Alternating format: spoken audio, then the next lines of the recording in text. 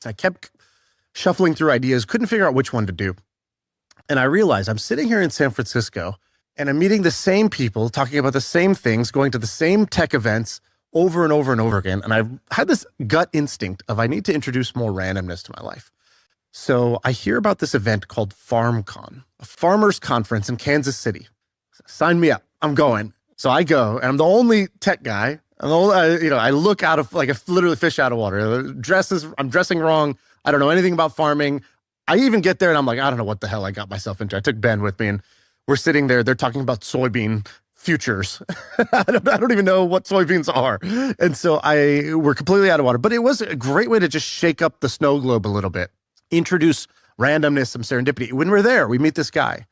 And his name's Kevin Van Trump. And he was the guy who owned this conference. I was, how'd you get all these people? How'd you get so many farmers to come? There's 4,000 farmers here, and they all love you. How do they even know you?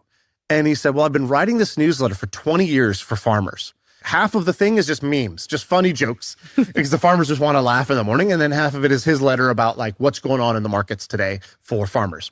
And so we're sitting there, and we essentially leave one of the conference rooms. And we decide to clone because I met with you for the podcast and you had this great analogy of who's the dumbest guy in the world. And we decided that the dumbest guy in the world is the guy with the gas station across the street from the more successful gas station. And it's like, you could be unsuccessful, but if you're staring at the gas station across the street and he's winning and he's doing everything right and you're just not doing those things, that's on you. Yeah. And so I'm sitting here, I'm watching Kevin Van Trump and he's got his newsletter for farmers.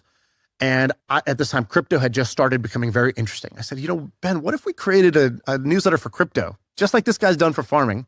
We'll do it for people who want to keep up with the crypto news. It'll be half memes, it'll be half news. Yeah. And let's do this. We'll just write the first edition tonight. So we wrote the first edition while we were there, and we named it something that was themed after the conference. It was called the Milk Road, like a dairy name. And in 1 year, we built the largest crypto newsletter in the world. Oh, great. And we sold it for millions of dollars and never hired an employee. We had one employee. It's like the best business I ever did at the time, just in simplicity.